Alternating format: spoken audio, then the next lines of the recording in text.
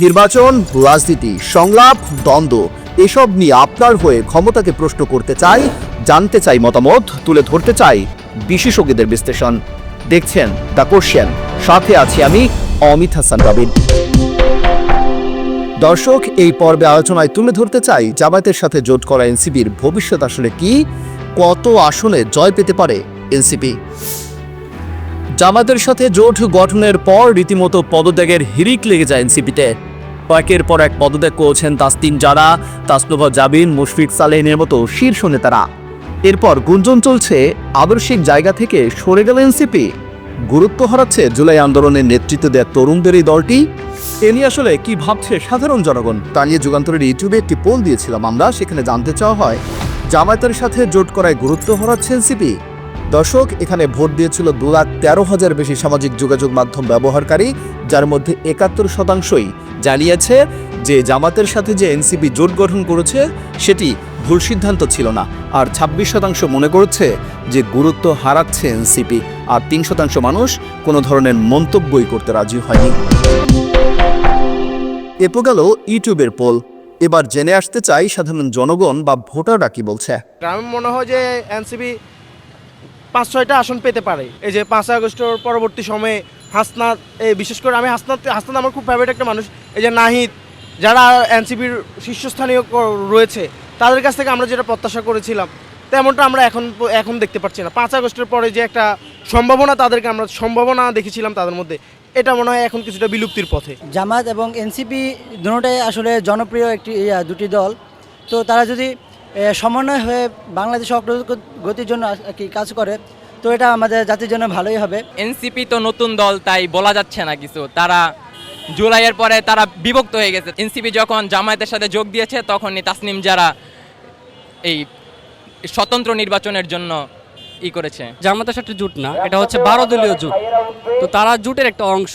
তবে আমি এটাকে ইতিবাচক বলেই মনে করছি। তবে আমার ব্যক্তিগত মতামত, এনসিপি সর্বোচ্চ 15 থেকে 17টা। এনসিপির ভোট সেন্টার প্রতি যদি একা করে হয়তো 1500 ভোটও জুটবো না এক সেন্টার প্রতি। এনসিপি মানে ও নিজের সেন্টার তৈরি করবে, পরে সেন্টার দূরের কথা। এ নিয়ে মতামত জানতে চাই বিশ্লেষকদের।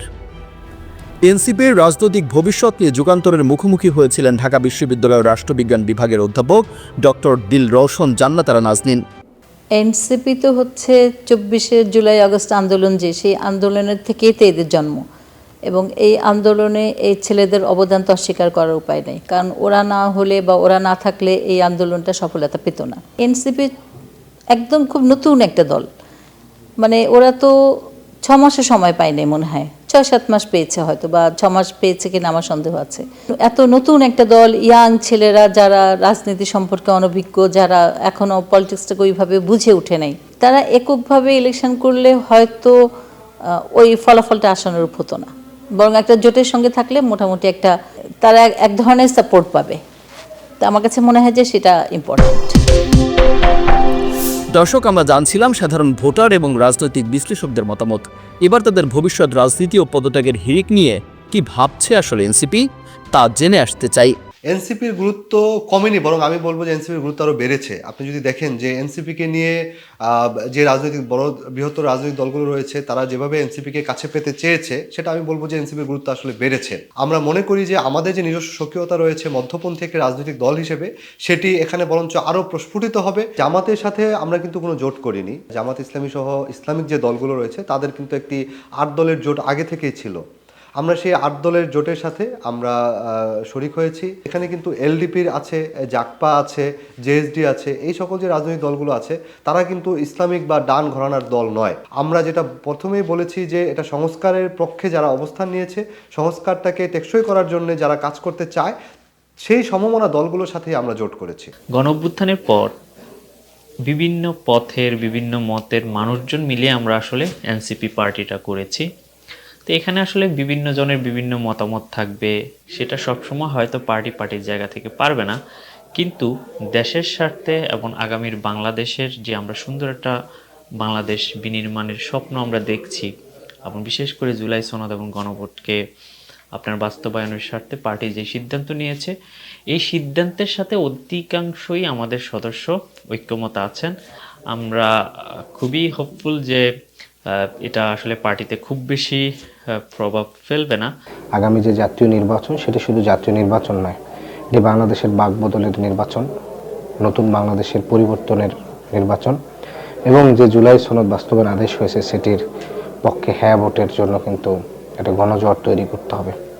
ফলে যেহেতু আমরা বিএনপির কাছ থেকে কোনো সুস্পষ্ট অবস্থান পাইনি, বরং ইতিমধ্যে বিএনপি এক ধরনের গণভোটে না ক্যাম্পেইনের পরোক্ষভাবে শুরু করেছে, সে অবস্থায় আমরা মনে করছি যে বৃহত্তর বাংলাদেশের স্বাধীনতা, সার্বভৌমত্ব, আধিপত্যবাদ বিরোধী রাজনীতি এবং গণহত্যার বিচার ত্বরান্বিত করার জন্য আমাদের জুলাই সনদে হ্যাঁ ভোট আমাদেরকে জয়যুক্ত করতে হবে।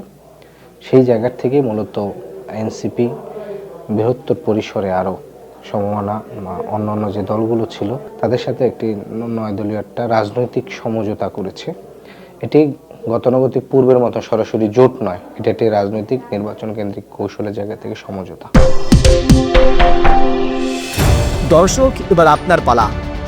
এনসিপির ভবিষ্যৎ রাজনীতি কোন দিকে গড়াবে তা নিয়ে কমেন্টে জানাতে পারেন আপনার মতামত। আগামীর পর্বে ফিরব নতুন কোনো প্রশ্ন নিয়ে। জানতে চোখ রাখুন যুগান্তরের ইউটিউব এবং ফেসবুক পেজে।